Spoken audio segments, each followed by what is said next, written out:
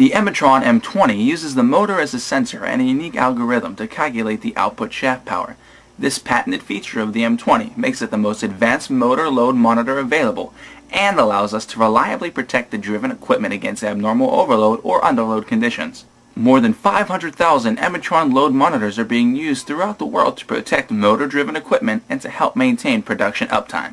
The M20 is an electronic monitor that typically resides next to its motor starter. No mechanical elements are required to be installed on the motor or on the driven equipment. Installation is both simple and quick, typically taking a qualified electrician just 20 to 30 minutes to install. Here we have an M20 installed into a small NEMA 4X enclosure, and although this is being shown in this configuration for demo purposes, the same enclosure can also be utilized when the existing motor control panel has insufficient room to accommodate the unit. This particular unit is installed to protect a magnetically driven centrifugal pump. Dry running or deadheading this type of pump will typically result in catastrophic damage within a very short time period. The manufacturers of these particular types of pump consider it essential that they be protected.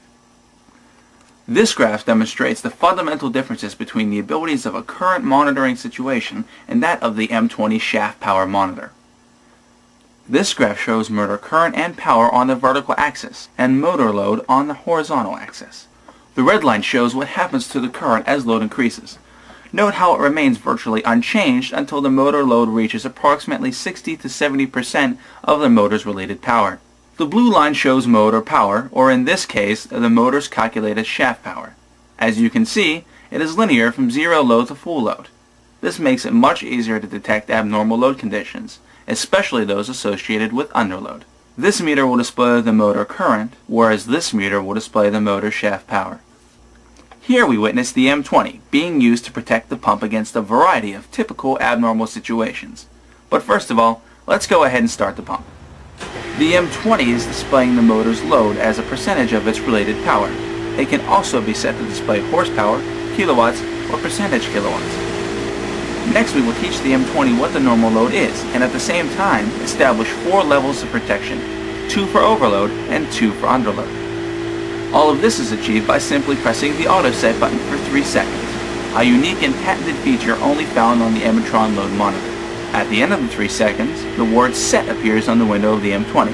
As we can see here, the pump is taking approximately 64% of the motor's related power to operate under normal conditions. Next we will go ahead and start to dry run the pump by slowly closing off the suction valve. As we do this, we see our load drops, and when the valve is about halfway closed, we can hear the pump start to cavitate, and at the same time, we see the M20's first alarm point activate.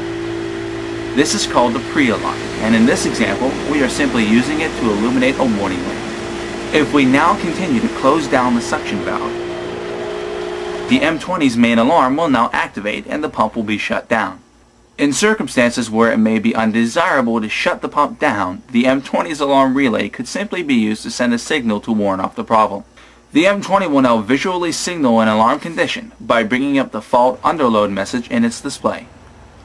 We will now go ahead and reset the alarm by pressing the remote reset push button and then restart the pump. Next we will demonstrate the M20's ability to detect a deadhead condition. To do this, we will close back the discharge valve. Again, we will see that when the valve is about halfway closed, the M20's pre-alarm relay will activate and the alarm lamp will illuminate.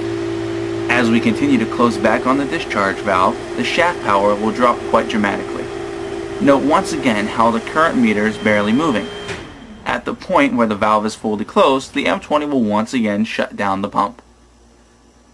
Next, we will demonstrate how the M20 will shut the pump down if it is started in an abnormal condition. In this example, we will start the pump with a closed discharge valve. After just a few seconds, the pump is shut down and an alarm message displayed. We will now demonstrate the effects of air being entrained into the pump. First, we will show a relatively small burst of air being let into the suction side of the pump. This may be consistent with a small system upset and one that you wouldn't want the pump to be shut down on. Note how the load meter changes significantly, but that it recovers before the M20's alarm response delay has expired. In this installation, the delay has been set to 4 seconds, however, it is adjustable from 0.1 seconds to 90 seconds. We will now entrain much more air into the pump, maybe consistent with, say, emptying a tank. After the alarm response delay has expired, the pump is shut down. We will now take a look at the M20 being used to protect a progressive cavity pump. Here we see the M20 installed in a motor control panel. The M20 and its associated current transducer are typically located close to the motor starter. As with the demonstration of the centrifugal pump, we were able to set the M20's 4 levels of protection by simply running the pump under normal conditions and then pressing the auto set button for just 3 seconds. If we now go ahead and close the discharge valve on the pump, the M20 will monitor a rapid increase in shaft power. Failure to shut this pump down under these conditions will almost certainly result in significant damage to either the pump and/or its system piping or controls. The M20's fast response delay of 0.1 seconds is fast enough to protect against this condition. What we will now demonstrate is the M20's ability to protect against a dry run condition on this type of pump. If we go ahead and close off the suction valve, we will see that the M20 shuts the pump down and signals an alarm condition, both via an external lamp as well as via the fault underload message on the display of the M20. No matter what type of motor-driven pump you may have, one thing is for sure: unforeseen problems will occur. The M20 is designed to passively sit in the background, waiting for these events, and to provide you with the knowledge that expensive equipment damage and production downtime will be prevented.